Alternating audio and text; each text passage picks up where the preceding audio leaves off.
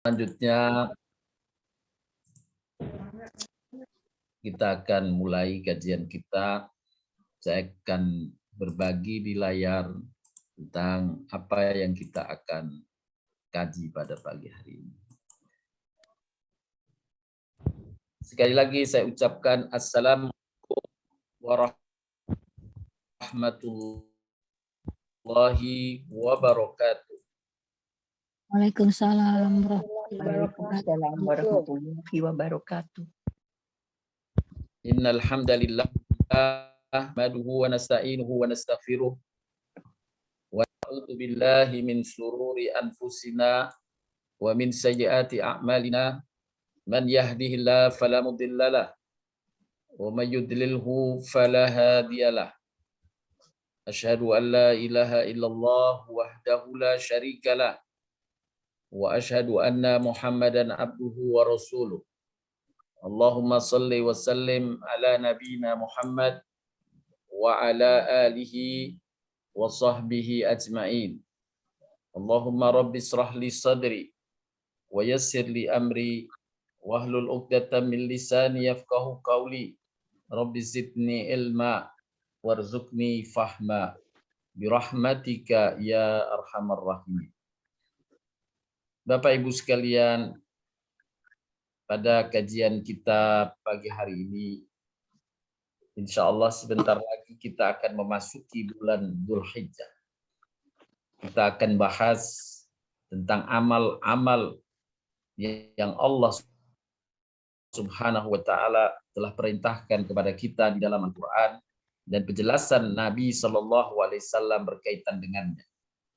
Bulan Dzulhijjah adalah bulan banyak amalan pasca Ramadan, setelah Ramadan. Bapak Ibu sekalian, bulan Dzulhijjah adalah salah satu bulan haram dari 4 bulan haram yang telah ditetapkan di dalam Al-Quran. Dalam bulan ini, di dalam syariat Islam, ada beberapa amalan, yakni bulan Dzulhijjah.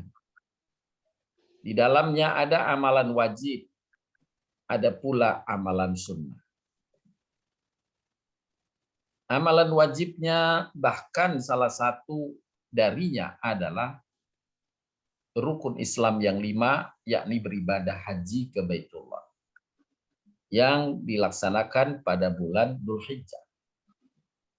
Ibadah haji wajib rukunnya dilaksanakan dimulai pada tanggal 8, 9, 10, 11, 12, 13, 14 Dzulhijjah.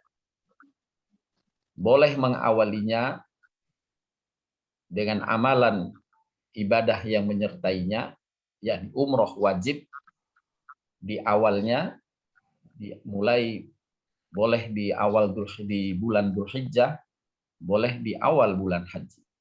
Boleh diakhirkan pula setelah lewat tanggal 12 atau 13 Dzulhijjah. Kemudian diwajibkan pula pada bulan Dzulhijjah ini untuk mencegah diri dari berbuat zalim. Yakni wajib tidak berbuat zalim kepada sesama. Serta beberapa amalan sunnah yang dianjurkan. Di antaranya sholat Idul Adha, berkorban, berpuasa, yakni berpuasa sunnah, berbuat kebaikan pada sesama. Ini di antara amal-amal yang hendaknya ditegakkan di bulan Dzulhijjah. Pada kesempatan ini saya akan mendeskripsikan atau membahas masing-masing baik dari kewajiban atau amalan sunnah yang diperintahkan untuk kita dapat memahami dan mudah melaksanakannya atau dimudahkan oleh Allah untuk melaksanakannya. Yang pertama, di bulan Dzulhijjah ditetapkan kewajiban haji. Haji telah ditetapkan dalam syariat Islam pada tahun ke-6 kenabian, atau maaf, sesudah Nabi berhijrah. Setelah Nabi di Madinah diwajibkan haji, bahkan ditetapkan haji bagian dari rukun Islam yang lima. Allah berfirman di dalam Al-Quran surat Al-Imran 97. Allah mewajibkan haji ke Baitullah atas semua manusia yang kuasa pergi ke sana. Inilah di antara dalil utama kewajiban ibadah haji. Allah mewajibkan haji ke Baitullah atas semua manusia yang kuasa pergi ke sana, memiliki kemampuan untuk pergi ke sana. Di dalam ayat tadi, wa atimul hajja wal umrata lillah. Allah meminta agar ibadah haji ini disempurnakan. Dan pasangan ibadah haji adalah umrah. Wa atimul hajja wal umrata lillah. Sempurnakanlah ibadah haji dan umrah karena Allah. Niat lillahi ta'ala.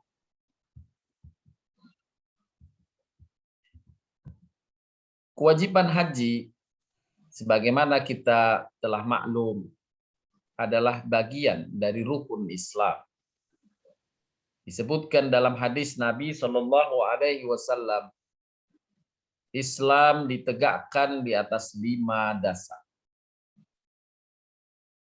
Yang pertama, bersaksi bahwa tidak ada Tuhan yang patut disembah melainkan Allah, yakni mengucapkan syahadat dan Nabi Muhammad adalah utusan Allah.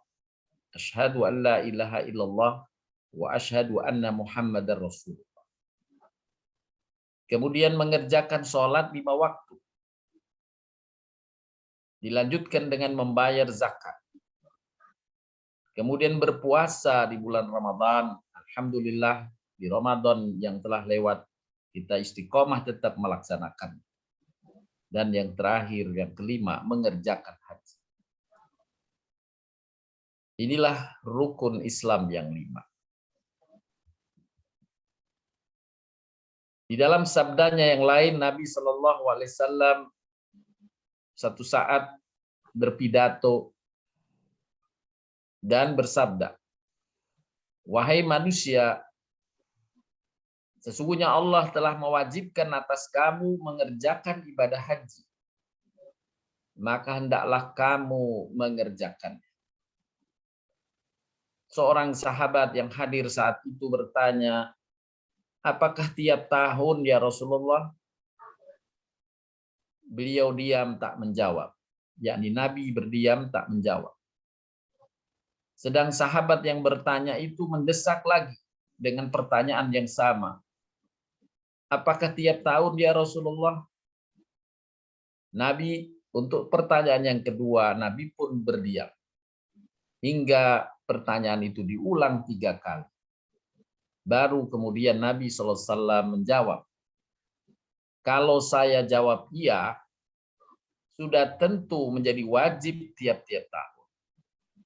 Sedangkan kamu tidak akan kuasa mengerjakan. Biarkan saja apa yang aku tinggalkan. Yakni jangan ditanya, karena boleh jadi jawabannya memberatkan kamu. Nabi SAW sangat khawatir justru apabila haji ini diwajibkan setiap tahun, karena Nabi saat itu mengetahui kemampuan umatnya. Ketika Allah memerintahkan haji, Nabi tidak bertanya kepada Allah, apakah tiap tahun ya Allah? Tidak. Nabi berharap cukup sekali baginya berhaji yang berkemampuan kewajibannya. Nah, disitulah kemudian dari sisi hukum, haji adalah wajib bagi setiap mukmin, bahkan bagian dari rukun Islam sekali seumur hidupnya. Sedangkan pengulangannya berhukum sunnah.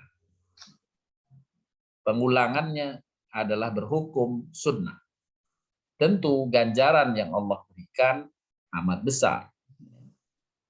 Baik yang wajibnya maupun yang sunnahnya. Kemudian Rasulullah SAW menyampaikan dalam sabda-sabdanya, hendaklah bagi mereka yang memiliki kesanggupan atau memiliki kemampuan untuk menyegerakan melaksanakan ibadah rukun Islam ini, yakni ibadah haji. Nabi bersabda, hendaklah kamu bersegera mengerjakan haji. Maka sesungguhnya seseorang tidak menyadari satu halangan yang merintanginya di masa mendatang. Kita tidak tahu takdir kita di masa mendatang. Sehingga Nabi meminta bila ada kesempatan maka segeralah melaksanakan. Dalam hadis yang kedua, senada dengan hadis pertama, barang siapa hendak melaksanakan haji, hendaklah segera ia melaksanakan. Karena terkadang seseorang itu sakit di waktu lainnya. Hilang kendaraan yang menjadi miliknya.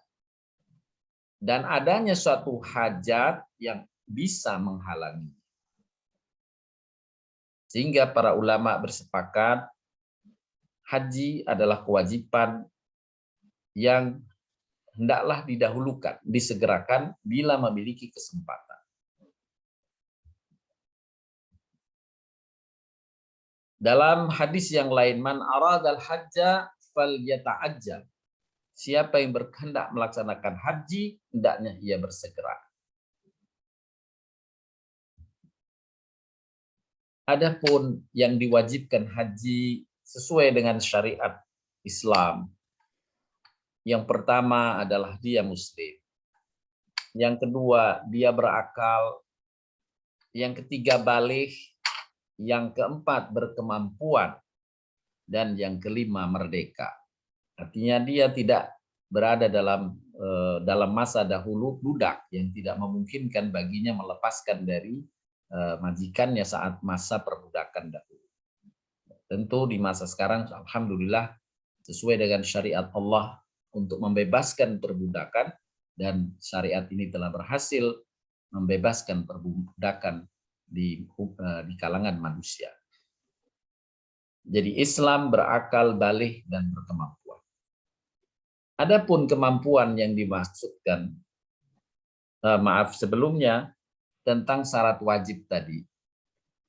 Islam, tentu orang yang tidak muslim tidak sah dia berangkat haji. Kemudian berakal, orang yang gila tidak sah dia berhaji. Baligh, kalau anak-anak kemudian diajak berhaji, hajinya sah, ya, tetapi tidak menggugurkan kewajibannya, belum menggugurkan kewajiban. Artinya saat dia baligh dan memiliki kemampuan untuk berangkat kembali, dia diwajibkan untuk berangkat kembali.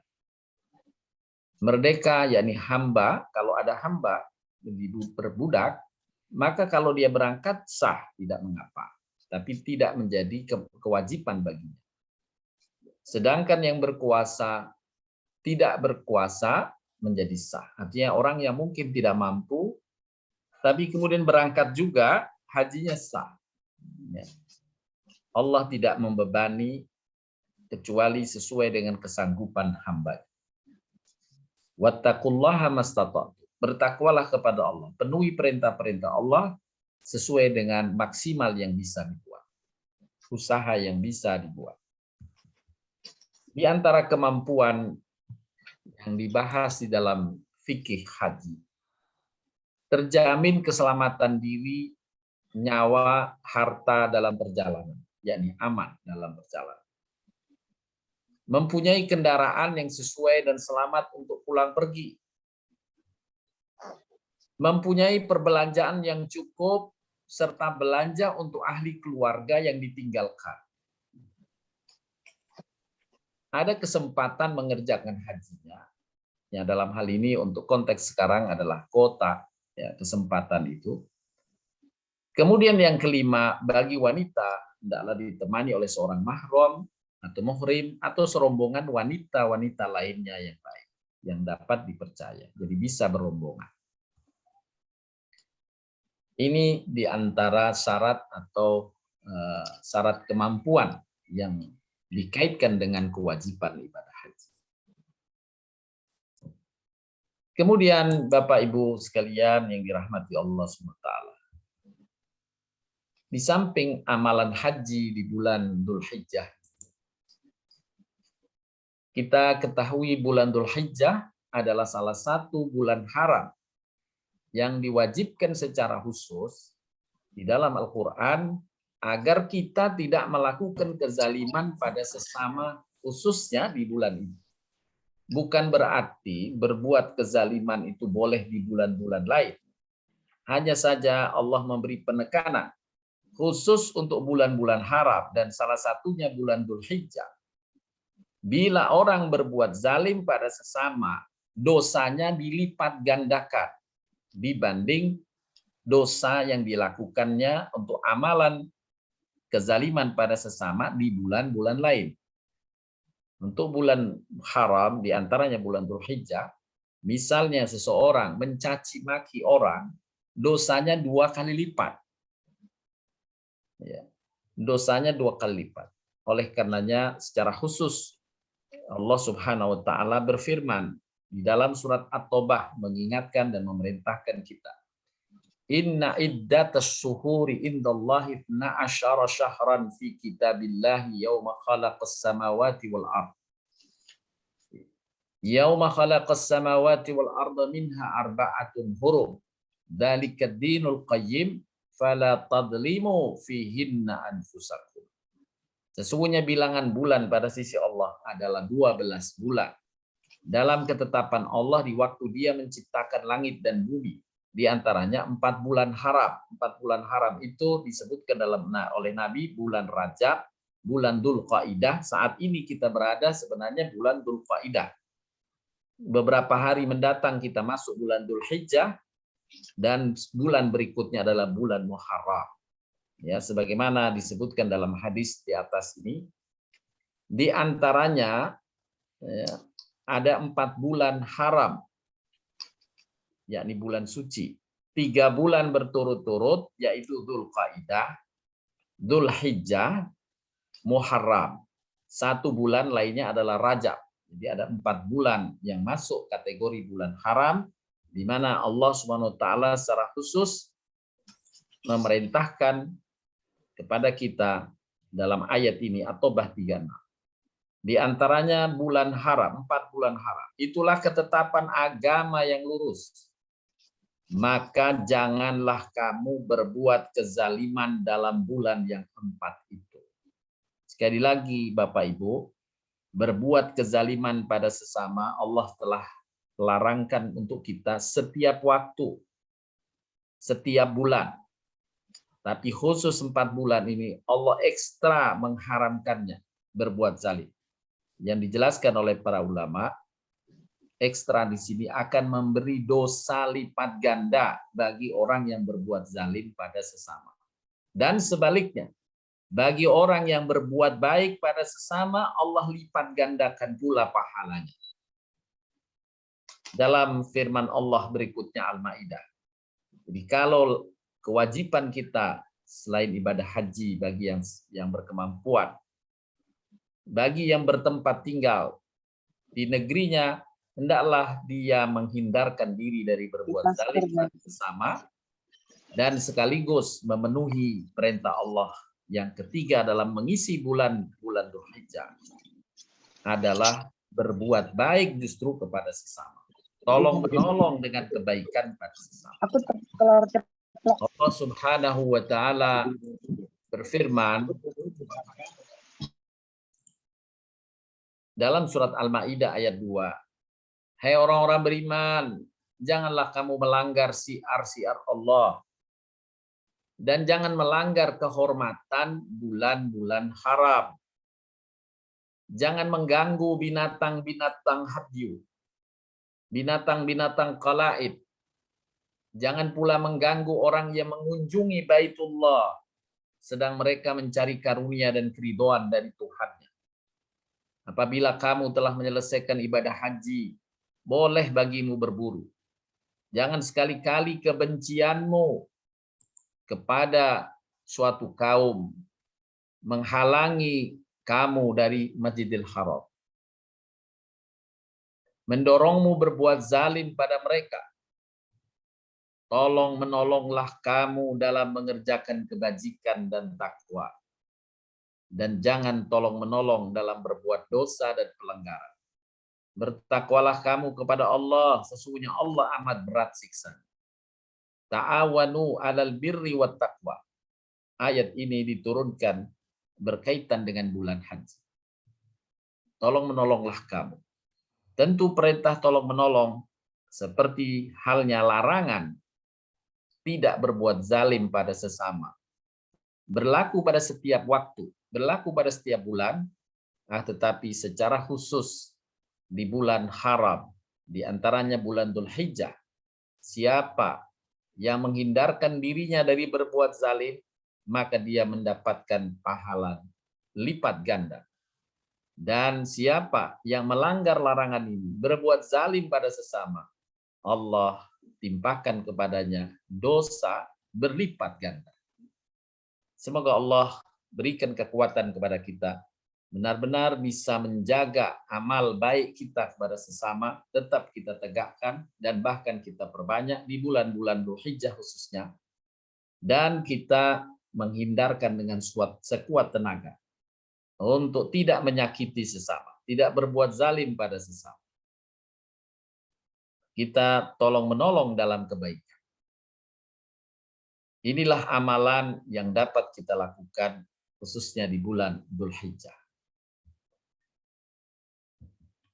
Dalam hadis Nabi SAW disebutkan pula berkaitan dengan bulan Dzulhijjah. Nabi SAW bersabda, sebagaimana diriwayatkan oleh Imam Ibnu Abbas radhiyallahu anhuma, tidak ada hari,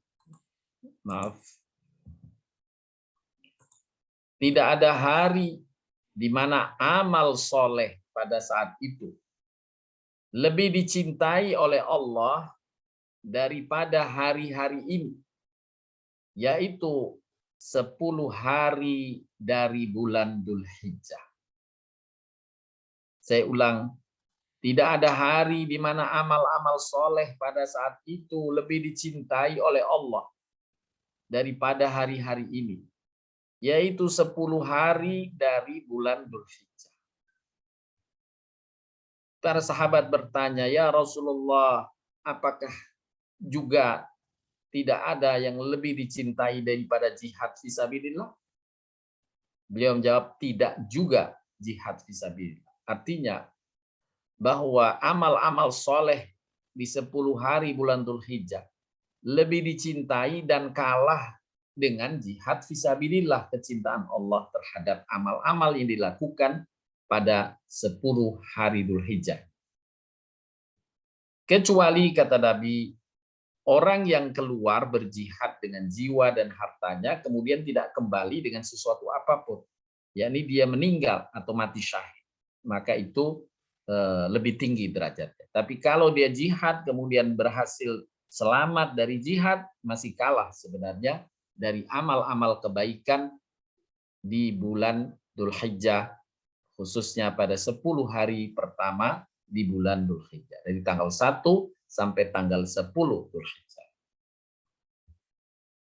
Selanjutnya, Bapak Ibu, amalan yang menyertai bulan Dzulhijjah adalah berkorban.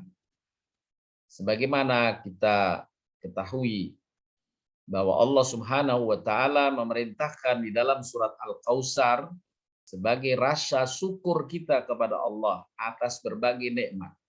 Inna a'tainakal kautsar fasholli lirabbika wanhar. Maka solatlah hanya untuk Tuhanmu. Fasholli lirabbika wanhar. Di dalam tafsir makna fasholli lirabbika, solatlah maksudnya solat Idul Adha.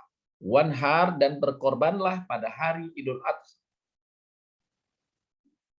Inilah perintah Allah di dalam Al-Quran untuk melaksanakan sholat Idul Adha dan berkorban pada hari Idul Adha, yakni di bulan Dzulhijjah. Selanjutnya, Bapak Ibu sekalian, perintah untuk berkorban ini adalah perintah dari Allah sejak awal adanya kehidupan manusia di muka bumi. Dan Allah kisahkan dalam surat Al-Maidah bahwa Allah telah memerintahkan kepada putra-putra Adam alaihissalam saat itu. Ceritakanlah kepada mereka kisah kedua putra Adam, Habil dan Kabil, menurut yang sebenarnya. Ketika keduanya mempersembahkan korban, maka diterima salah seorang dari mereka, yakni Habil, dan tidak diterima dari yang lain, yakni Kabil. Ia berkata, yakni Qabil berkata, aku pasti membunuhmu. Berkata Habil, sesungguhnya Allah hanya menerima korban dari orang yang bertakwa. Jadi Qabil merasa dengki, kenapa saudaranya Habil diterima korbannya, sedangkan korban dari dia tidak diterima. Sebagaimana kita ketahui dalam penjelasan bahwa Habil berkorban dengan ternak yang terbaik, sedangkan Qabil berkorban dengan buah-buah yang tanaman, hasil panen dari tanamannya yang jatuh ke tanah. Jadi tidak dipetik tapi yang jatuh ke tanah, atau yang ranum, atau yang busuk. Maka Allah menolak karena niatnya tidak ikhlas karena Allah. Di dalam penjelasan yang lain surat Al-Hajj 34 Allah SWT berfirman yang artinya, dan bagi tiap-tiap umat telah kami syariatkan penyembelihan korban, supaya mereka menyebut nama Allah terhadap binatang ternak yang telah dirizkikan Allah kepada mereka. Bismillahi Allahu Akbar, itulah yang dimaksud menyembelih dengan nama Allah. Bismillahi Allahu Akbar. Ini perintah berkorban yang tercantum di dalam surat Al-Hajj ayat ke-34. Selanjutnya, Bapak Ibu sekalian yang dirahmati Allah Subhanahu wa taala. Para ulama menjelaskan bahwa perintah berkorban berkaitan dengan syukur nikmat. Siapa yang berkorban lillahi ta'ala, diharapkan ada niat dalam hatinya dalam rangka bersyukur atas nikmat Allah yang banyak kepadanya. Sebagaimana dalam surat Al-Kautsar yang tadi telah dibacakan. Artinya, sesungguhnya kami telah memberikan kepadamu nikmat yang banyak. Wa in ta'uddu nikmatallahi la tuhsuha. Jika kau menghitung nikmat Allah, kamu gak sanggup sebenarnya menghitungnya. Karena terlampau banyak nikmat Allah. Kami telah memberikan kepadamu nikmat yang banyak. Maka dirikanlah sholat karena Tuhanmu dan berkorbanlah. Sesungguhnya orang-orang yang membenci kamu dia yang terputus. Jika kalian bersyukur, Allah akan selalu tambah nikmat itu padamu. Jadi kita diperintah berkorban dalam rangka syukur nikmat kita kepadanya. Dalam kaitan dengan syukur nikmat, Allah Subhanahu wa taala berulang kali di dalam Al-Qur'an diperintah bagi kita untuk bersyukur atas nikmat-nikmat Allah yang Allah secara khusus mengingatkan. Di antaranya syukur kita atas agama yang Allah turunkan kepada kita dan kita diberikan hidayah untuk memeluknya dan mengamalkannya. Pada hari ini telah kusempurnakan untuk kamu agamamu dan telah kucukupkan kepadamu nikmatku dan telah kuridhoi Islam jadi agama. Dalam ayat yang lain, mereka merasa telah memberi nikmat kepadamu dengan keislaman mereka. Katakanlah, janganlah kamu merasa telah memberi nikmat kepadaku dengan keislamanmu. Yakni merasa memberi nikmat kepada Nabi SAW. Sebenarnya Allah, dialah yang melimpahkan nikmat kepadamu dengan menunjuki kamu kepada keimanan. Jadi tidak boleh seorang muslim menyampaikan, udahlah jangan ribut, saya kan saya Islam ini udah baik, saya Islam. Nah, ini tidak dibolehkan karena hidayah Islam adalah karunia Allah. Tidak boleh disombongkan. Dialah yang melimpahkan nikmat kepadamu dengan menunjuki kamu kepada keimanan. Jadi kita semua ini mendapat karunia Allah dengan diberikan hidayah oleh Allah Subhanahu wa taala.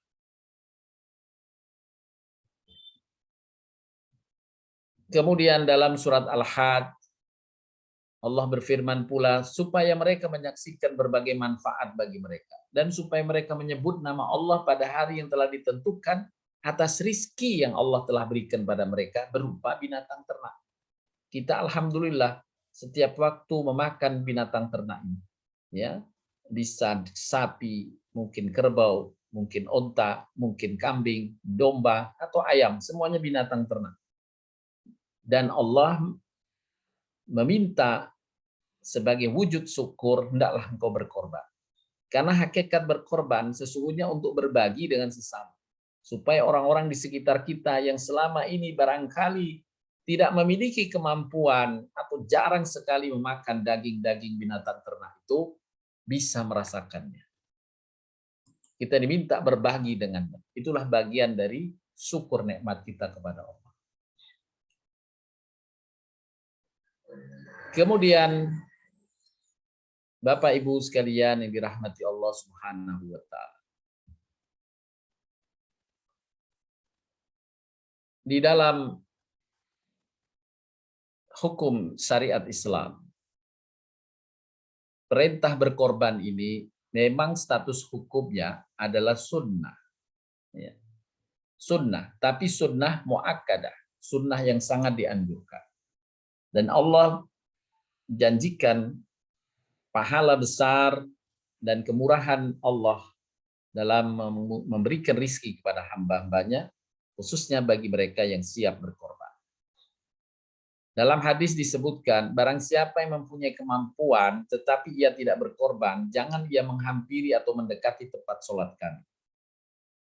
Walaupun nada hadis ini memang berisi ancaman jangan mendekati sholat kami, ini mengindikasikan tentang muakkadah, kuatnya perintah, walaupun hukumnya tetap sunnah. Hukum tetap sunnah karena Nabi SAW yang menetapkannya, amalan sunnah, hanya Nabi memberikan sedikit ancaman supaya amalan sunnah ini diperhatikan. Yang para ulama menyebutkan ini adalah sunnah muakkadah. yakni sunnah yang hendaknya tidak ditinggalkan. Seperti halnya sholat sunnah fajar. Sholat sunnah fajar 2 rakaat. Nabi SAW mengerjakannya terus-menerus, ya, padahal amalan sunnah. Ya, Nabi menyebut ini amalan sunnah, rawatib. Tetapi Nabi sendiri mengamalkan terus walaupun dalam bepergian. Nabi masih menjaga sholat sunnah fajar. Sedangkan sholat rawatib lain boleh jadi dalam bepergian ditinggalkan.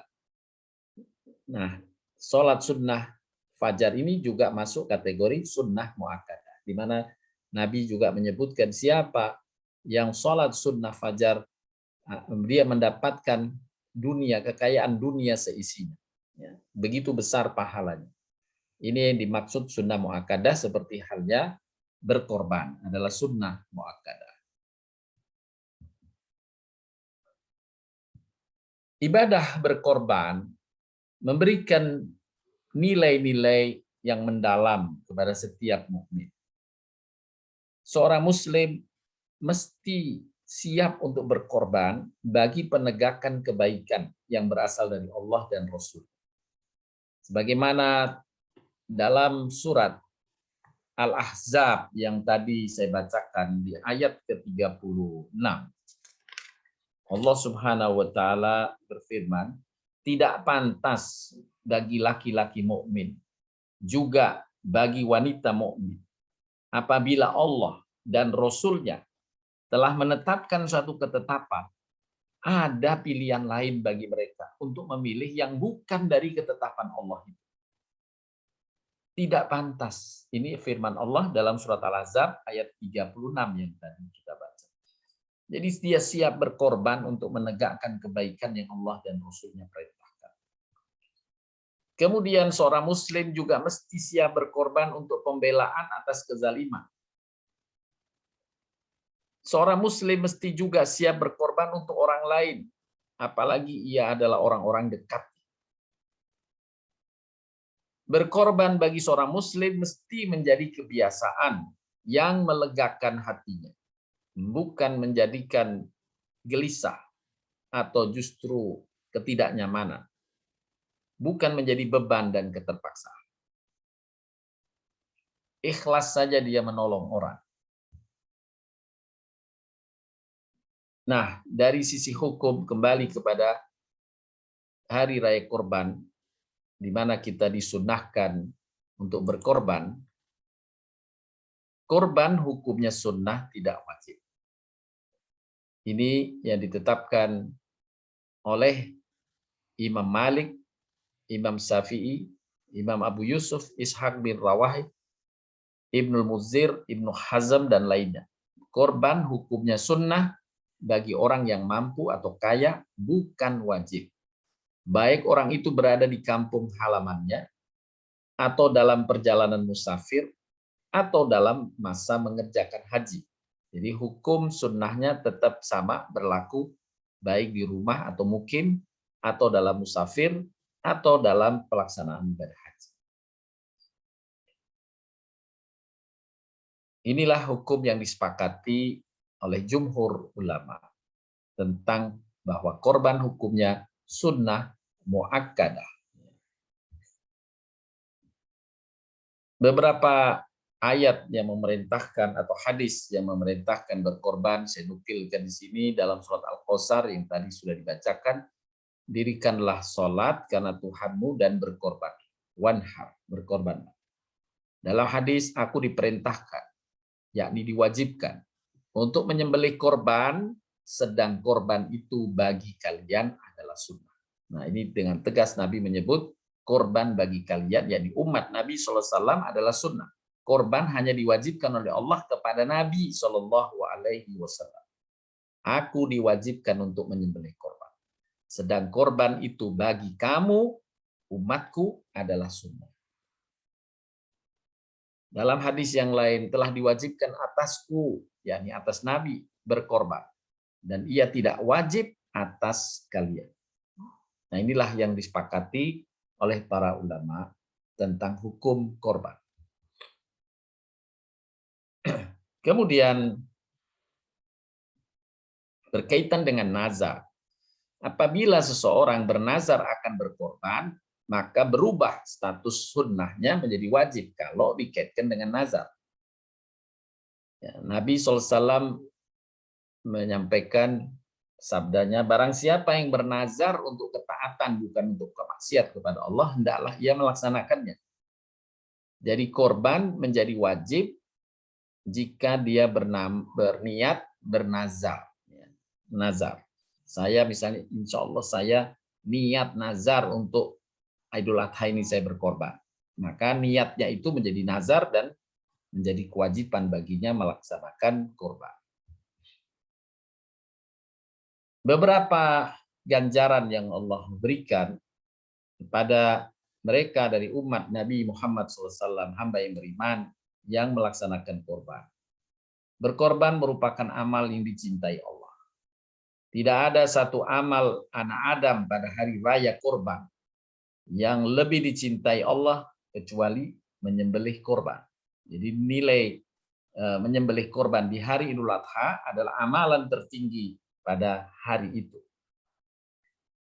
Imam Ahmad bin Hambal serta yang lainnya berpendapat menyembelih hewan korban pada hari raya korban atau akikah setelah mendapatkan anak atau hadyu ketika haji lebih utama daripada sedekah yang nilainya sama.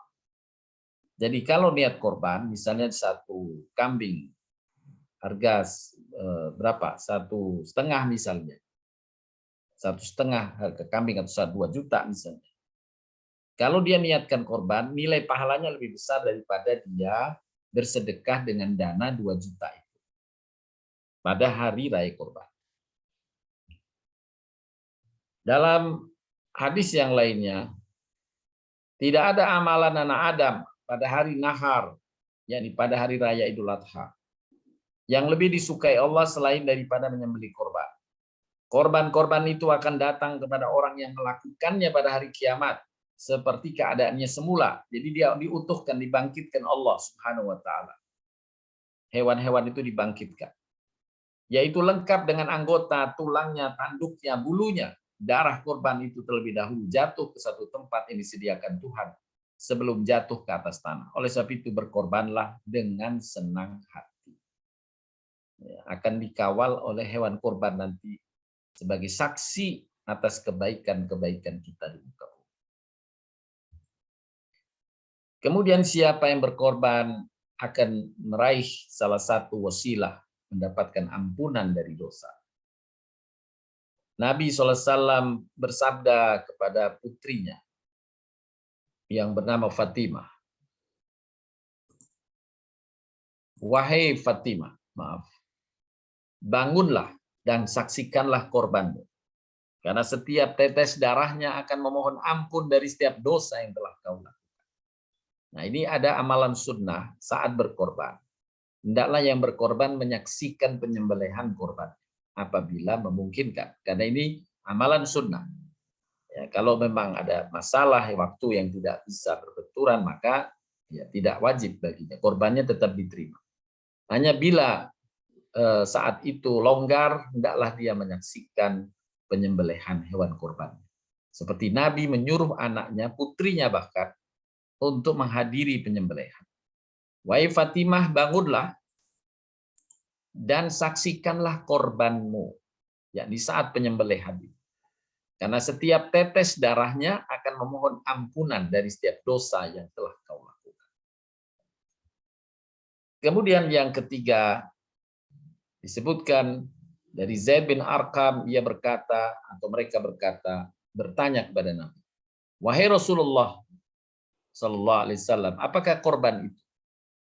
Rasulullah menjawab, "Korban adalah sunnahnya bapak kalian, Nabi Ibrahim." Mereka menjawab, "Apa keutamaan yang akan kami peroleh dengan korban itu?" Rasulullah menjawab, "Setiap satu helai rambutnya adalah satu kebaikan." Setiap satu helai rambut dari hewan yang kita korbankan itu satu kebaikan di sisi Allah.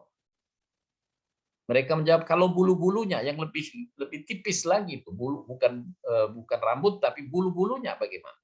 Rasulullah menjawab, setiap sehelai bulunya juga satu kebaikan. Jadi dimasukkan baik yang lembut maupun yang sudah besar bulunya, itu semua dihitung satu kebaikan.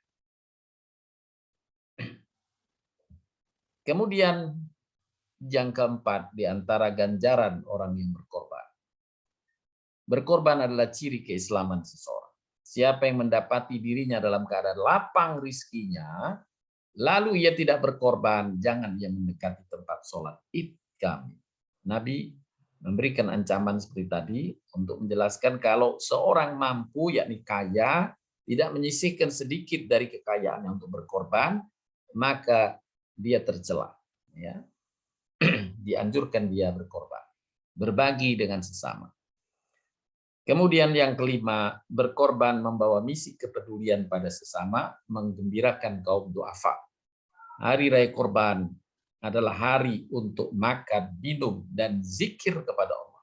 Hendaklah kita bersama-sama makan, minum, dan zikir, menikmati rizki dari Allah berupa hewan ternak yang Allah telah karuniakan kepada kita semua di negeri kita yang tercinta ini. Alhamdulillah. Hewan-hewan ternak itu Allah tumbuhkan. Sapi, kerbau, domba, kambing, ya, dimudahkan untuk hidup di negeri kita. Kemudian yang keenam, berkorban bagian dari syiar agama Allah. Allah berfirman dalam surat Al-Hajj yang artinya, bagi tiap-tiap umat telah kami syariatkan penyembelihan korban, supaya mereka menyebut nama Allah terhadap binatang ternak yang telah dirizkikan Allah kepada mereka. Maka Tuhanmu ialah Tuhan yang Maha Esa. Karena itu berserah dirilah kamu kepadanya. Berilah kabar gembira kepada orang yang tunduk patuh kepada Allah. Ini firman Allah, penyembelihan korban telah disyariatkan. Bahkan syariat ini telah mendahului sejak awal kenabian, yakni Nabi Adam alaihissalam. Dan yang ketujuh hikmahnya, mengenang ujian ke Allah kepada Nabi Ibrahim alaihissalam. Sebagaimana kita tahu, dikisahkan dalam Al-Quran tentang kisah Nabi Ibrahim bersama putranya Ismail. Yang lengkapnya dalam surat As-Saffat, Allah berfirman, maka tatkala anak itu sampai pada umur sanggup berusaha bersama Ibrahim, yakni remaja, Ibrahim berkata, wahai anakku, sesungguhnya aku melihat dalam mimpi bahwa aku menyembelihmu. Maka fikirkanlah apa pendapat. Ia menjawab, yakni Ismail menjawab, wahai bapakku, kerjakan apa yang diperintahkan Allah kepadamu. Insya Allah, kamu akan mendapatiku termasuk orang yang sabar. Tatkala keduanya telah berserah diri, dan Ibrahim membaringkan anaknya di atas pelipisnya, nyatalah kesabaran keduanya. Dan kami panggil dia, wahai Ibrahim, sesungguhnya kamu telah membenarkan mimpi itu. Sesungguhnya demikianlah kami memberi balasan kepada orang yang berbuat baik. Sesungguhnya ini benar-benar satu ujian yang nyata, ujian yang besar. Dan kami tebus anak itu dengan seekor sembelihan yang besar, yakni domba. Yang Allah ganti saat itu, dan Nabi Ibrahim kemudian menyembelih domba, tidak jadi menyembelih putranya. Tentu perintah Allah ini bagian dari ujian. Ya, ujian bagaimana cintanya orang tua kepada anak. Inilah ujian yang paling besar. Siapa yang bersabar terhadap ujian semacam ini, yakni Allah perintahkan agar anaknya diantaranya disembelih. Mungkin dalam konteks lain, mereka yang diuji dengan anak-anaknya, yang mendapatkan musibah karena anak-anaknya, sungguh memerlukan kesabaran yang besar. Pasti manusia tidak akan tega hati melakukan. Dan apabila seorang yang diuji dengan anak-anak, semoga Allah membesarkan pahalanya. Karena memang Allah janjikan besarnya pahala. Dan Allah berikan keselamatan pada orang-orang yang ditinggalkan, diberikan ganjaran apabila ridha atas ujian itu. Allah sediakan surga kepada. Kemudian yang ke-8, mendidik kita untuk bersedia berkorban. Dalam keseharian, tidak saja berkorban dengan hewan, bisa korban tenaga, korban pikiran, korban waktu. Kadang ada orang membutuhkannya. Ya, kita perlu bantuan tenaga, perlu bantuan waktu. Ringan tanganlah kita. Dan itulah implementasi dari Hari Raya Kurban. Bukan sekedar siap berkorban di Idul Adha saja, tetapi siap berkorban dengan berbagai sumber daya di setiap waktu untuk ta'awanu 'alal birri wat taqwa. Tolong menolong dalam kebaikan dan ketakwaan. Dan yang ke-9 hikmahnya menyadarkan kita tentang pentingnya pengorbanan orang lain kepada kita. Artinya kita harus menghargai pengorbanan orang lain. Kalau kita berkorban saja, kita merasakan mungkin kita ada hal yang effort yang kita harus usahakan. Dan kita pun menyadari bahwa ketika orang lain berkorban untuk kita, maka sesungguhnya orang lain juga memberikan effort untuk kita. Dan hendaklah kita mengapresiasi, menghargai. Saling menghargai dan saling tolong-menolong. Inilah diantara hikmah pelajaran penting dari amalan berkorban di Hari Raya Idul Adha. Tentu berkaitan dengan amalan berkorban, hendaklah diniatkan lillahi ta'ala, ikhlas karena Allah. Karena Allah Subhanahu wa taala menjelaskan dalam firman-Nya surat Al-Hajj, hanya korban yang ikhlas saja dari yang berkorban yang diterima oleh Allah. Tidak akan sampai kepada Allah daging dan darahnya, hewan sembelihan itu. Tetapi yang sampai kepada Allah adalah ketakwaan dari kalian. Niat ikhlas untuk memenuhi perintah Allah dan mencontoh Nabi SAW, inilah yang akan diterima oleh Allah Subhanahu wa taala. Kemudian disunnahkan tidak memotong kuku dan mencukur rambut, ya, bagi yang berniat berkorban. Ya, bagi yang berniat berkorban sesuai dalam sabda Nabi, apabila telah masuk 10 hari pertama bulan Dzulhijjah dan salah seorang di antara kalian hendak berkorban, maka jangan ia memotong rambut dan kulitnya sedikit pun. Sampai sembelihan itu disembelih, baru dia boleh memotong rambut atau kuku dan sebagainya. Ini sekali lagi bukan amalan wajib, bukan menjadi syarat diterimanya korban, tapi ini amal kebaikan saja sebagai penambah amal dalam berkorban. Ya, hukumnya sunnah saja. Kalau tertinggal, maka tidak mengapa, korbannya tetap sah. Kemudian satu hewan sesungguhnya sudah mencukupi satu keluarga. Jadi kalau satu keluarga tidak perlu kita meniatkan ini ya sudah untuk hari ini untuk saya, atau tahun ini untuk saya, misalnya bapaknya. Tahun depan potong satu lagi, ini niat untuk ibunya. Tidak.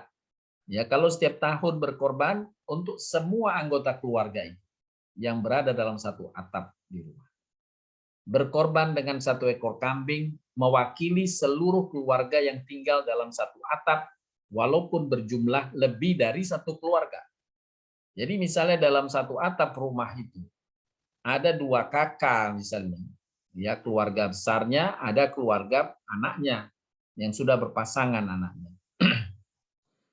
Maka itu semua bisa sah untuk dinamakan sebagai satu keluarga dalam satu korban. Ini minimalnya. Tentu kalau lebih dari itu, masing-masing anggota keluarga kemudian mengatasnamakan masing-masingnya, ya tentu pahalanya dilebihkan oleh Allah Subhanahu wa taala. Tapi tidak diperlukan untuk tahun ini si A, tahun depan si B, digilir dari anggota keluarga dalam satu rumah. Semuanya diniatkan sama hari itu berkorban. Nah, berkaitan dengan ada korban yang mungkin patungan dan sebagainya, Nabi Shallallahu Alaihi Wasallam menganggapnya sah patungan itu untuk seekor onta, untuk seekor sapi, dan tidak untuk seekor kambing. Seekor onta bisa patungan 10 orang. Seekor sapi bisa patungan 7 orang. Ya, tapi tidak untuk seekor kambing. Kalau seekor kambing tidak bisa patungan. Tetapi kalau patungannya dalam keluarga, misalnya uang dari bapaknya dicampur dengan uang dari ibunya, dicampur uang dari anaknya, sehingga kemudian jadi satu ekor kambing misalnya, maka itu sah karena satu keluarga tadi berkorban satu ekor kambing, sudah mewakili semua keluarga. Tapi kalau 2 keluarga atau 3 keluarga ya bergabung untuk seekor kambing, maka tidak sah korbannya kecuali jatuh sedekah saja. Pahalanya pahala sedekah. Kita tahu tadi pahala korban lebih tinggi dari sedekah. Jadi kalau yuran, misalnya anggota dalam ketetanggaan, misalnya di RT, ya ada 3 rumah keluarga yang berbeda. Masing-masing mengumpulkan dana 500.000, 500.000, 500.000 jadi satu ekor kambing misalnya. Kemudian diniatkan korban untuk 3 keluarga, 3 rumah tadi, tidak sah korbannya. Tapi kalau untuk sedekah dipersilahkan. Niatnya korban tidak sah. Tapi kalau yang dikorbankan itu adalah sapi, mungkin ada apakah 3 rumah atau 7 rumah sekalipun, 7 rumah ya, satu keluarga mengeluarkan dana, misalnya harga sapi anggap saja 14 juta misalnya. Maka 7 rumah keluarga masing-masing 2 juta, 2 juta, 2 juta, 2 juta, 7 jadi 14 juta satu ekor sapi kemudian disembelih atas nama korban. Ini korban untuk keluarga A dan juga keluarga B dan keluarga C, keluarga di sampai 7 keluarga itu hukumnya sah korbannya.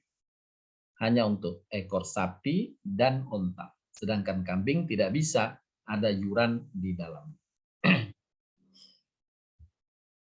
Kemudian berkaitan dengan waktu, barang siapa menyembelih korban sebelum sholat Idul Adha, maka ia menyembelih untuk dirinya sendiri. Dan barang siapa menyembelih korban sesudah sholat Idul Adha dan 2 khutbahnya, maka ia telah menyempurnakan ibadah korbannya dan telah sesuai dengan sunnah, yakni ketentuan Islam. Jadi tidak boleh disembelih sebelum selesai sholat Idul Adha. Nah, ini hati-hati Bapak Ibu, ya kalau ingin berkorban sendiri di rumah misalnya. Di rumah dia mengundang tukang sembelih ya di halaman rumah dan sebagainya. Kadang para penyembelih ini yang menawarkan jasanya penyembelihan, saya perhatikan bahkan subuh sudah banyak yang mengetok pintu kalau ada kambing di rumahnya, dia menawarkan jasa menyembelih kambing. Karena mereka umumnya ingin cepat, kemudian dapat diminta untuk menolong yang lainnya pada hari yang sama. Jadi ingin cepat, sehingga kadang menawarkannya sebelum sholat Idul Adha. Bu, saya potongin Bu ya, segera sebelum sholat udah selesai kok Bu. Nah, ini tidak sah korbannya. Jadi korban harus disembelih sesudah selesai sholat Idul Adha. Dan masih bisa berlaku untuk besoknya, ya boleh disembelih besoknya hari tasyrik masih berlaku. Jadi tidak harus buru-buru sebelum sholat Idul Adha. Selanjutnya jenis hewannya sebagaimana kita maklum, yaitu onta, kerbau, sapi, dan domba atau kambing. Tidak ada ayam di sini untuk masuk dalam korban.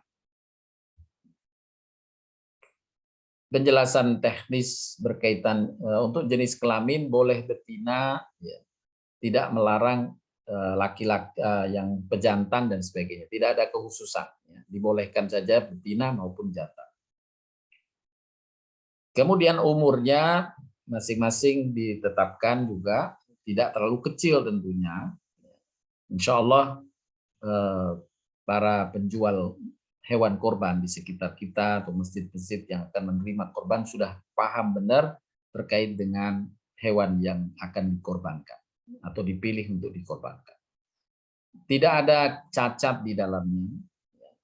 Beberapa jenis cacat yang telah digambarkan, tidak buta sebelah matanya, tidak menderita sakit, tidak pincang, tidak lemah kuku, tidak lemah kakinya atau terlalu kurus, ya, atau patah tanduknya, atau patah ke telinganya, pendek ekornya atau patah ekornya. Jadi semua cacat-cacat tidak dianjurkan untuk dijadikan hewan korban. Kemudian Bapak Ibu sekalian, amalan lainnya setelah kita berkorban, maaf ada satu pertanyaan yang mungkin bisa dijawab, bolehkah daging korban diberikan kepada non-muslim? Ya. Jawaban para ulama, boleh membagikan daging korban kepada non-muslim. Kalau orang kaum musliminnya telah didahulukan, ya. Tidak masalah, karena Allah berfirman di dalam surat Al-Mumtahanah, Allah tidak melarang bagimu berbuat baik kepada mereka yang non-muslim dan berbuat adil padanya. Dalam fatwa Syekh Utsaimin, boleh memberikan daging korban kepada orang kafir yang tidak memerangi kaum muslim atau menampakkan kebencian kepada kaum muslim. Kemudian Bapak Ibu sekalian, ada larangan sedikit berkaitan dengan korban, tidak boleh dijual. Janganlah kalian menjual daging korban haji maupun daging korban amal sunnah tadi. Makanlah dan sedekahkan dagingnya, ambillah manfaat kulitnya dan jangan kamu menjualnya. Jangan kamu menjualnya. Jadi tidak boleh menjual. Ya. Imam Ahmad bin Hambal sampai berkata, subhanallah, bagaimana harus menjual kulit hewan korban padahal ia telah dijadikan sebagai milik Allah. Jadi tidak boleh dijual. kecuali bagi mereka yang menerima, ya, orang miskin yang menerima daging korban, kemudian dia mungkin berlebih, dapat dari sana, dapat dari sini, dapat dari situ, kemudian dia ingin menjualnya kepada temannya atau ke orang lain, dia sebagai penerima daging dibolehkan menjual daging. Tapi yang dimaksud sini menjual adalah panitia atau orang yang berkorban sendiri. Nah, seringkali tanpa disengaja mungkin kita menawarkan jasa kepada si penyembelih dengan janji di awal memberikan kepalanya, memberikan kikilnya, memberikan kulitnya dan sebagainya. Ya, terjadi tawar-menawar, misalnya kepada orang jasa si penyembelih. Berapa Pak sembelihan ongkosnya? 300, 200, Bu. 200.000 Pak. Udahlah saya kasih 100, tapi kulitnya diambil. Nah, itu nggak boleh. Ya. Nanti kulitnya diambil Pak, tapi saya kasih 100. Nah, ini tidak boleh. Jadi lepaskan dulu transaksi. Kita tawar aja kalau misalnya 200, 100 Pak ya, 100.000 lah udah, 100.000. Nah, kemudian orangnya, ya Pak 100.000 tapi kulit kepalanya buat saya, nggak boleh juga, karena itu menjadi transaksi seperti penjualan. Jadi bilang aja enggak Pak, biarin nanti aja saya, ya saya nggak menjanjikan itu. Nah kemudian ya sudah Pak 100, nah baru 100 bisa terlaksana. Setelah selesai semua, kemudian baru kita mengikhlaskan Pak, itu kulitnya diambil aja Pak. Nah itu dibolehkan, ya tidak masuk dalam transaksi di awal. Kemudian kasus yang lain yang mungkin perlu penjelasan. Berhutang untuk membeli hewan korban, hukumnya diperbolehkan bagi seseorang yang memiliki pekerjaan tetap dan penghasilan yang pasti. Jadi tinggal menunggu turunnya gaji, kemudian dia bayar, gitu ya, kepada si penjual kambing. Saya kebetulan teman sendiri, saya pesan dong kambingnya, udah dikirim, tapi nanti di akhir bulan saya bayar. Itu dibolehkan.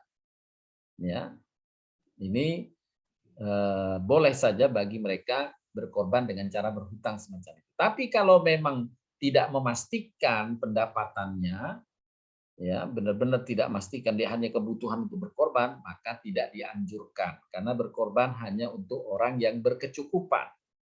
Ya, orang yang berkecukupan diperintah oleh Nabi untuk berkorban. Kemudian amalan berikutnya di bulan Dzulhijjah adalah hendaklah kita puasa sunnah di hari Arafah tanggal 9 Dzulhijjah sehari sebelum Idul Adha. Di mana jamaah haji saat itu berkumpul di padang Arafah. Bagi mereka yang tinggal di rumah masing-masing di negerinya, hendaklah dia berpuasa sunnah Arafah. Bagi orang yang di Arafah tidak ada sunnah puasanya. Mereka justru tidak boleh berpuasa. Nabi SAW bersabda ketika ditanya tentang puasa Arafah. Semoga puasa Arafah dapat menghapuskan dosa tahun yang lalu dan yang akan datang. Nah, maaf, Nabi SAW ditanya tentang puasa Arafah, jawab beliau, semoga dapat menghapus dosa tahun yang lalu dan tahun yang akan datang. Kemudian ditanya tentang puasa hari Asyura, beliau menjawab, semoga dapat menghapus dosa tahun yang lalu. Jadi puasa Arafah menghapus dosa setahun yang lalu dan setahun yang akan datang. Inilah manfaat ganjaran dari puasa satu hari saja di bulan atau di tanggal 9 Dzulhijjah. Mari Bapak Ibu, bagi mereka yang tidak melaksanakan ibadah haji untuk mengamalkan puasa sunnah Arafah. Kemudian, apakah ada puasa 10 hari Dzulhijjah atau di bulan Dzulhijjah? Rasulullah SAW mengatakan atau bersabda, atau dalam hadis disebutkan bahwa Rasulullah SAW biasa berpuasa pada 9 hari di awal Dzulhijjah, pada hari Asyura, Muharram, dan berpuasa 3 hari tiap bulan. Dalam hadis yang lain, aku tidak pernah melihat Rasulullah berpuasa pada 10 hari bulan Dzulhijjah sama sekali. Ini dari Aisyah, istri Nabi, yang menyatakan, aku tidak pernah melihat Nabi berpuasa 10 hari di bulan Dzulhijjah. Nah, ini penjelasan ulama dari hadis atau 2 hadis di atas. Ya, pada dasarnya Nabi tidak melaksanakan puasa 10 hari itu dari tanggal 1 sampai 9, ya tidak. Nabi hanya punya kebiasaan setiap bulan puasa Senin, Kamis, ya. Maka Nabi menegakkan puasa Senin, Kamis itu di 10 hari itu tetap dijalankan. Jadi puasa Senin, Kamisnya dilakukan dan menjaga puasa Arafah. Jadi itu saja yang dilakukan oleh Nabi SAW sesuai dengan keterangan hadis dan kejelasan para ulama. Jadi tidak mengkhususkan harus puasa dari tanggal 1 sampai 9. Tidak ada puasa dari 1 sampai 9. Yang ada adalah puasa Senin Kamisnya atau puasa Daud di hari itu, ya, atau puasa ya tanggal 9-nya saja. Jadi boleh tanggal 9 saja, boleh tanggal Senin Kamisnya, boleh puasa Daud. Nabi tidak melakukannya secara berurut dari tanggal 1, 2, 3, 4 sampai 9. Kemudian amalan lainnya, Bapak Ibu, adalah sholat Idul Adha.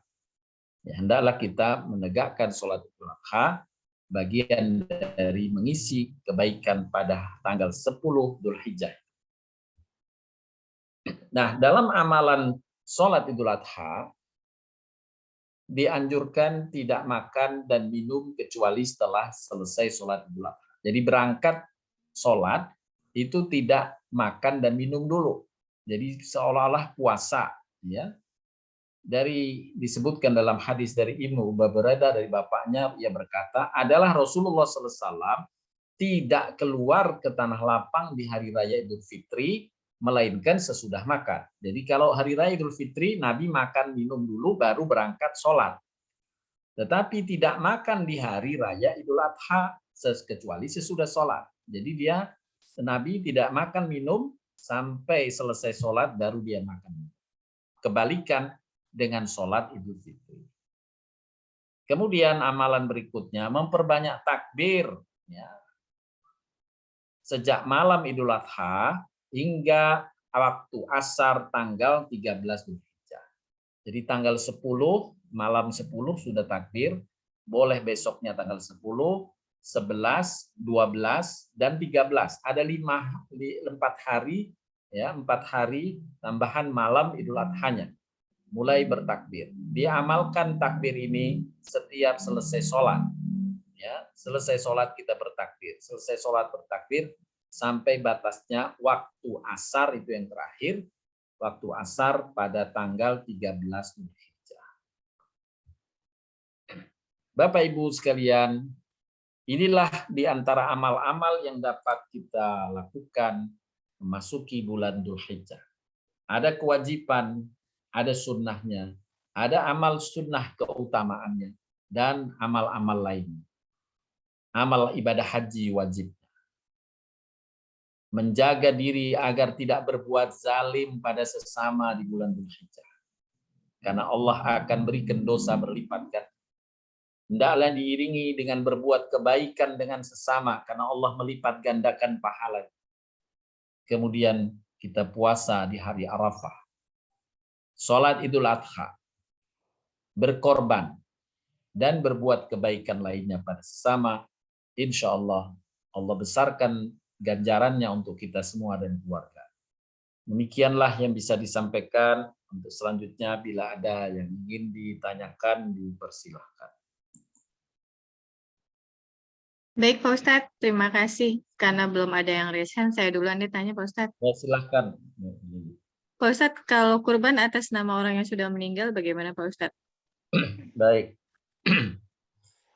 Korban itu adalah satu kewajiban atau yang dianjurkan bagi orang atau keluarga yang masih hidup.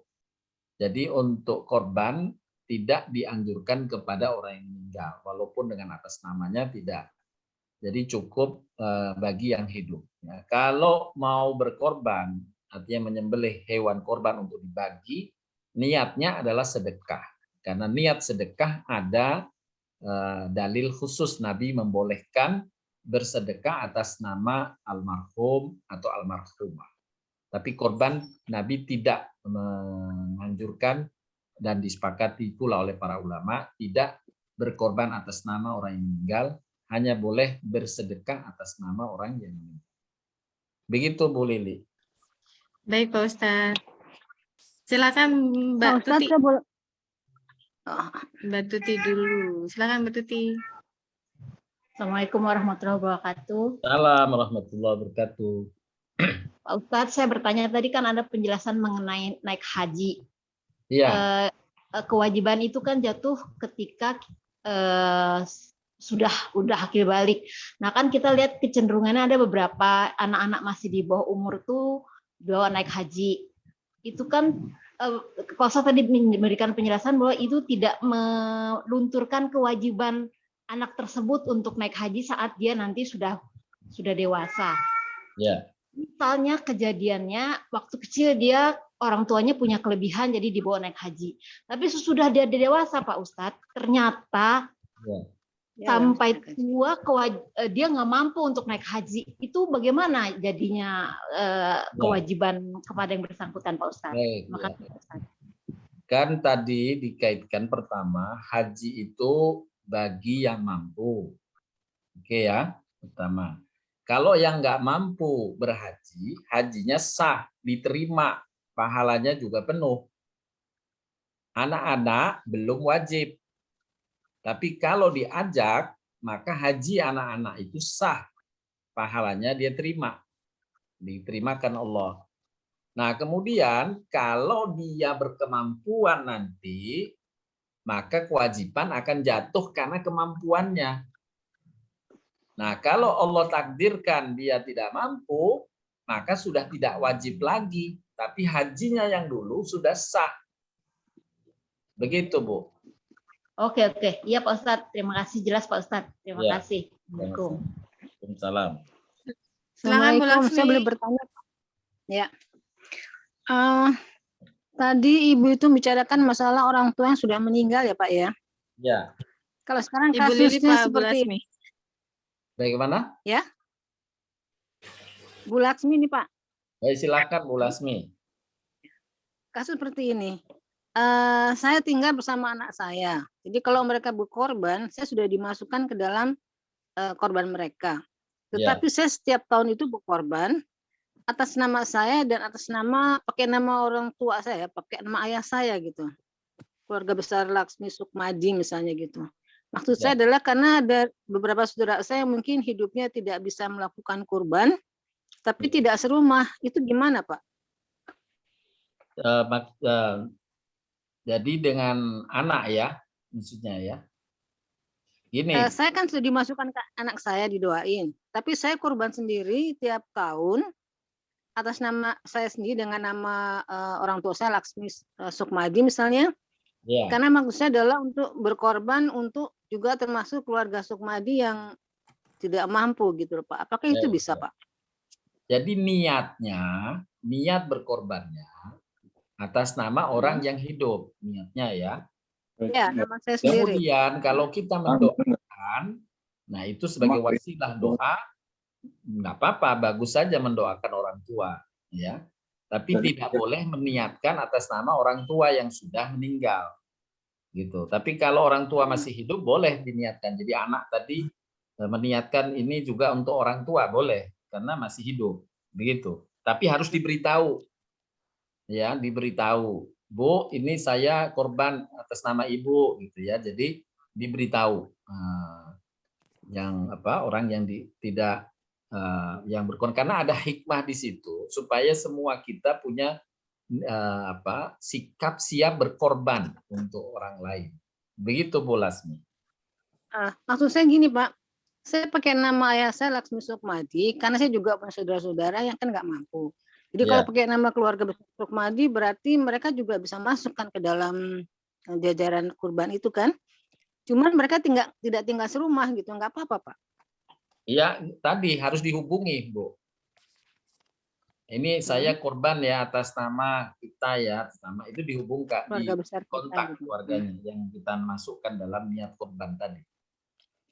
Jadi Gitu. nggak usah sebut namanya ya Pak, keluarga besar aja Bisa, cukup ya. Iya, boleh atas nama, tapi diniatkan ya, nama-namanya sudah cantum ya, maksudnya di situ. Oh, dicantumkan. Ya, maksudnya walaupun tidak dilafatkan dalam waktu menyembelih itu tidak dilafatkan, tapi niatnya sudah mengenal bahwa korban ini untuk ini. Tidak bisa ini korban untuk keluarga besar saya setanah air, gitu ya, nggak mungkin kan?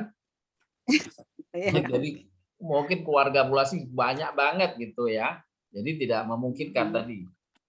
Jadi harus di apa yang disebut namanya.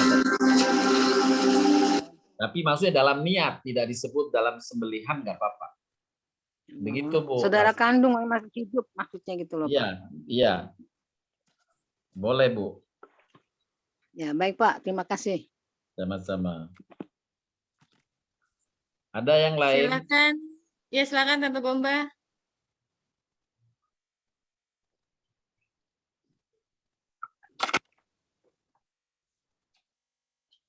Masih di Silakan mute Bapak Bu. Ibu. Makasih Mbak Lili. Silakan Bu Gomba. Assalamualaikum warahmatullahi wabarakatuh. Assalamualaikum. Ustadz dan semua. Pertanyaan saya Ustadz ada 2, tapi karena berhubungan jadi saya jadikan 1. Ustadz, bilakah seorang yang sudah naik haji itu tahu bahwa haji yang lalu dia itu sudah benar atau belum? Dan bagaimana mengatasinya? Kemudian tentang naik haji dengan kurban itu, dengan turunnya tetesan darah menghilangkan dosa, sejauh mana? Bagaimana dosa besar, kecil, atau semua yang sudah terlanjur dilaksanakan yang lalu? Itu pertanyaan saya, Ustaz. Terima kasih. Sama-sama Bu Gomba. Yang pertama, apakah haji yang sudah dilaksanakan, bagaimana mengetahui sah atau tidaknya, diterima atau tidak diterimanya, itu dinilai dari rukunnya apakah terlaksana. Ya, rukun haji. Misalnya, apakah satu haji itu tawaf saya memang sudah sah, sa'inya sudah sah, ihromnya sudah sah, ya, niat ihromnya sudah sah. Apakah saya wukuf di Arafah, ya? Apakah saya di Muzdalifah? Apakah saya di Mina? Ya. Apakah saya melontar jumroh? Nah, itu rukun dan wajibnya. Ya. Tentu ya dengan niat. Jadi kalau itu semua rukun wajibnya terlaksana, insya Allah kita bersangka baik bahwa Allah menerima. Bahwa ada hilaf salah, itu insya Allah Allah maafkan. Tapi kalau memang jelas, ya di antara rukun wajib itu ada yang terlewat, misalnya dulu kok kayaknya waktu haji saya nggak ke Arafah ya waktu itu ya. Nah, udah jelas begitu tuh, karena pernah terjadi pada tahun berapa ya? Saya lupa, tahun awal-awal 2000-an lah ya, tahun 2000-an. Ada jamaah haji yang dia menjadwal berangkat dari Madinah pada tanggal malam 9, jadi tanggal 8. Menjadwalnya tanggal 8, masuk ke Mekah dari Madinah, dia mau langsung ke Arafah. Jadi maksudnya karena dia malam itu inilah dalam perhitungan haji itu harus memang ekstra teliti, ya hati-hati, jangan berisiko di lapangan. Jadi ada yang memprogram supaya tidak menghemat hotel di Mekah, dia tidak ke hotel, jadi langsung ke tenda di Arafah. Nah, ternyata macet malam itu, dia berangkat malam, ya karena tenda di Arafah baru ada fasilitas itu pagi, dia berharap paginya sampai di Arafah. Ternyata malam berangkat dari Madinah macet itu, ya lewat maghrib baru sampai di Arafah. Satu bus itu gagal ke Arafah. Bayangkan itu. Jadi gagal semua melaksanakan, padahal Arafah tidak ada pengganti. Kalau tawaf masih bisa diganti besok. Kalau Arafah harus tanggalnya tanggal 9 itu. Nah, dia tidak ikut wukuf tanggal 9. Nah, kalau kejadian seperti ini, udah memang sudah gugur itu. Tidak sah, seperti halnya sholat, nggak baca Fatihah. Nah, tapi kalau ke Arafahnya, alhamdulillah, Musdalifah juga diikuti, ya. Kemudian di Mina diikuti, melontar jumlah juga dilakukan, tawaf haji, tawaf umrohnya, sa'i haji, sa'i umrohnya dilakukan, damnya kalau ada tamattu dilakukan, insya Allah semua amal rukun wajibnya dipenuhi, sah, hanya tinggal persoalan kesempurnaannya saja. Iya. Ini yang pertama. Jadi kemudian yang kedua, berkaitan tadi korban itu dosa-dosa diampunkan sebanyak bulu atau rambut dari hewan korban, ya. Nah, apakah dosa-dosa besar? Nah, di sini dosa-dosa yang berkaitan dengan bukan dosa-dosa 10, ya. Ada 10 commandment itu. Nah, itu dosa-dosa khusus yang harus tobat. Ya. Seperti durhaka pada orang tua, membunuh, berzina, itu harus tobat khusus, ya. Tapi kalau dosa-dosa kayak dosa kepada sesama, hilaf, mencaci, itu dosa-dosa semacam itu, insya Allah Allah masukkan dalam dosa yang diampunkan dengan amal-amal kebaikan, termasuk amal-amal berkorban. Begitu Bu Gomba.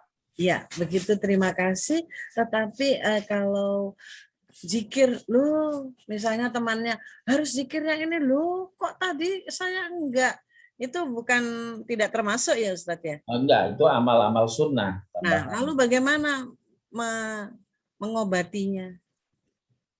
Untuk yang di mana ini maksudnya? Yang ketika sepanjang haji itu, wah ada zikir begini, yang kata temannya lo itu harus dibaca, tapi lo saya kok enggak gitu. Itu bagaimana kita memperbaikinya atau mengisi hal-hal yang semacam itu, kan istilahnya udah sampai sana itu kan nggak mau salah sedikit pun gitu kan, nggak mau ya. Tapi kalau seseorang itu ada setelah selesai itu ternyata ada beberapa spot yang terlewatkan, bukan yang seperti Ustadz katakan tadi, bisakah itu diobati atau dipenuhi atau diampuni atau minta ampun khusus atau gimana? Kalau pertama, kalau amalan sunnah itu kan tidak ada dosa, ya, hanya tidak menambah keutamaan, gitu kan, tapi tidak dosa, ya. Ya, kalau ember itu, kalau kita sedang menuangkan air di timba atau di ember, itu embernya tidak bocor. Tinggal berapa banyak yang kita masukkan air ke dalam timba itu. Ya, kalau air yang dimasukkan sedikit, ya sedikitlah isi timbanya. Itu amal-amal sunnah. Kalau kita perbanyak, ya tinggal airnya makin banyak.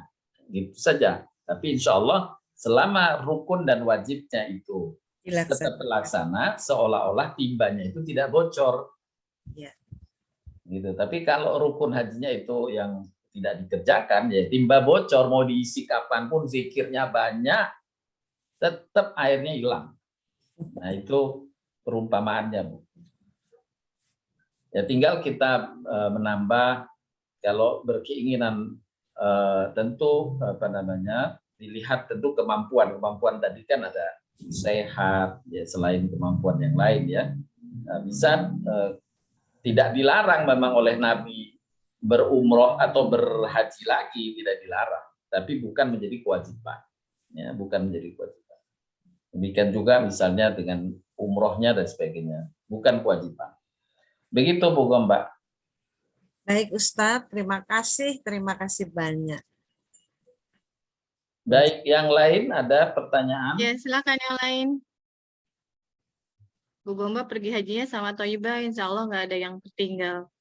rukun dan sunnah-sunnahnya. Iya, Ya, habis ini saya Allah. Senang sekali. Tapi Jadi belum boleh pertanyaan- kalau ketuaan. Tadi ada Belum ada, Bu. belum ada Pak Ustadz. Baik. Masih 60 tahun ya Ustadz ya batasnya? 60 untuk tahun ini 65 65. tahun ini ya. Insya Allah tahun depan sudah dibuka lagi. Insya Allah tahun depan boleh 77. Masya Allah. Catat Bu Baik, Pak Lili Ustadz. umurnya. Baik Pak Ustadz, nggak ada lagi pertanyaan Pak Baik, Ustadz. Bapak Ibu, mungkin kita cukupkan kajian kita pagi hari ini. Semoga menjadi bekal kita untuk mengamalkan dengan amal-amal kebaikan memasuki bulan Dzulhijjah yang tinggal beberapa hari ke depan. Semoga Allah berkahi dan sekaligus kami mohon doa. Semoga Allah Subhanahu wa taala mudahkan bagi rombongan Thaibah melaksanakan ibadah haji tahun ini. Allah. Dan insya Allah kita akan berangkat tanggal 30 Juni. Amin. Akhir bulan Ustaz. ini kita akan berangkat insya Allah. Wah, Ya. lama di sana lama. 30 Juni insya Allah kepulangan kalau tidak salah tanggal 23 atau 24 Juli ya. Hampir 1 bulan, 25 hari. Wow. 25 atau 26 hari ya. Iya. Mohon doanya insya Allah sekali waktu kalau nanti dalam perjalanan agak longgar, saya akan hubungi Bu Lili untuk Zoom juga, kajian tetap jalan. Amin. Mantap. Insya Allah. Salam sama Mina Pak Ustadz ya. Ya kita nggak tahu lihat takdirnya waktu di Berapa sana. banyak Pak Ustadz rombongan tahun ini, Pak Ustadz? Bagaimana Bu? Berapa banyak rombongan Thaibah tahun ini untuk naik haji, Pak Ustadz? Insya Allah semoga Allah berkati. Mungkin sekitar 45 atau 50. Allahu Insya Akbar. Allah. Oh ini ada Pak Harta nih. Pak Harta silakan bicara. Insya Allah Bu, mohon doanya dimudahkan semuanya perjalanan. Amin. Amin. Amin, amin Pak Ustadz. Pak Ustadz, tolong kami dipanggil lagi Pak Ustadz. Kenapa? Panggil Pak Ustadz. Sekarang kan? Panggil Pak Ustadz. Dipanggil sekarang atau nanti Pak Buana? Oh, nanti Ustadz. Roda Pak Ustadz. Insya Allah. Tanah Iya, suci. Insya Allah. Lagi. Insya Allah dipanggil lagi Pak Buana. Amin, amin Pak Ustadz, amin. Insya Allah. Ada Pak Arta itu tadi, Bu Lili udah. Silakan. Kenapa Bu Lili? Saya dipanggil-panggil baru keringatnya kering ini habis olahraga sambil Tadi dengar Pak Buana minta dipanggil, Bu Lili manggil Pak Arta. Kalau Pak Atta kan bisa setiap tahun. Pak Atta kan yang punya haji. Iya, Iya. Kan, Memang sudah setiap kalau saya ini pelayan Ibu, pelayan. Jadi setiap ada yang berangkat, insya Allah saya ikut berangkat, wajib berangkat, dampingi. Iya. Saya dampingi dua, dampingi jamaah, dampingi Ustadz Farhat. Amin. Hmm. Jadi Sampai Pak Atta 12. dan Pak Farhat memanggil kita ya, 2 orang. Mudah-mudahan maaf. Allah Ta'ala yang manggil. Allah Ta'ala yang manggil. Saya Iya. sama Ustadz menjadi pelayan Bapak Ibu semuanya nanti. Insya Allah. Insya Ya Allah. Allah, Kalau mau ngerasain dilayanin sama Ustadz Farhat, ayo coba haji sama Thaibah. mari. Oh iya, Allah, rekomen Bu. Mudah-mudahan sehat. umroh sudah dengan Pak Farhat, tinggal haji ya Pak Farhat ya. Amin. Insya Allah Bu Pak Buana. Insya Allah haji bersama. Amin, amin. Minta doanya Bapak Ibu sekalian ya. Insya Allah Amin. Tentu. kalau tidak ada halangan kita berangkat seperti yang sampaikan Ustadz. Dan kita nanti bukan hanya sendiri dengan Thaibah yang jumlah yang disebut Ustadz tadi akan berangkat bergabung dengan teman-teman yang lain dalam bentuk konsorsium besar nanti. Untuk supaya kita secara manajemen nanti dan operasionalnya kita akan lebih efisien, lebih bisa bargain lah untuk penyediaan fasilitas di sana nanti. Jadi mudah-mudahan kalau kita berhasil bersama dalam bentuk konsorsium ini ke depan teman-teman penyelenggara haji dan umroh khususnya untuk haji ini kita akan lebih sering bersama-sama dalam bentuk konsorsium, tidak masing-masing. Karena ternyata situasi kondisi di Arab Saudi sekarang, hampir seluruh mereka yang terlibat khususnya dalam pelayanan operasional sudah bukan lagi muasasah seperti yang pernah kita kenal, tapi bentuknya sudah syarikah, sudah bisnis to bisnis. Jadi pemerintah benar-benar sebagai regulator, kerajaan Saudi hanya regulator, tapi nanti semuanya akan dikelola oleh syarikah yang ada di Saudi Arabia, dan Indonesia kalau tidak juga bersatu bersama untuk menghadapi ini, maka kita akan kececer, kalah dengan tabung haji, kalah dengan banyak negara yang sudah menyatukan diri untuk menghadapi persaingan bisnis yang sangat kuat. Nah, kita momen tahun ini mudah-mudahan kita bisa bersama dan menjadi model bisnis bersama kita saat berangkat, khususnya untuk haji, karena haji ini seperti dikatakan Ustadz tadi, waktunya sangat tertentu dan penyelenggaraannya sangat khas, dan banyak yang terlibat, energi, dana, pemikiran, perhatian, karena semuanya terpusat kepada pelayanan di satu tempat dalam jumlah yang besar, berbagai negara dengan berbagai persoalan. Haji juga macam-macam, ada yang haji kota, non kota, haji undangan, macam-macam, semua dengan persoalannya masing-masing. Jadi insya Allah dengan semua kondisi itu kita tetap bisa menyelenggarakan ibadah haji dengan khusyuk, nyaman, dan pulang kembali insya Allah dalam haji yang mabrur, insya Allah, dalam keadaan sehat walafiat semuanya. Minta doanya Bapak Ibu sekalian ya. Ya, Bu Ustaz. Sehat-sehat semua. Amin. Terima kasih Bu Lili, terima kasih semuanya. Bu Gomba nih, Masya Allah. Terima kasih. Terima kasih Pak Atta Hanif. Baik, Bapak Ibu sekalian, mungkin kita cukupkan kajian pagi hari ini. Wabillahi taufiq wal hidayah. Subhanakallahumma wa bihamdika asyhadu an la ilaha illa anta astaghfiruka wa atubu ilaik. Assalamualaikum warahmatullahi wabarakatuh. Waalaikumsalam. Waalaikumsalam warahmatullahi wabarakatuh. Terima kasih Pak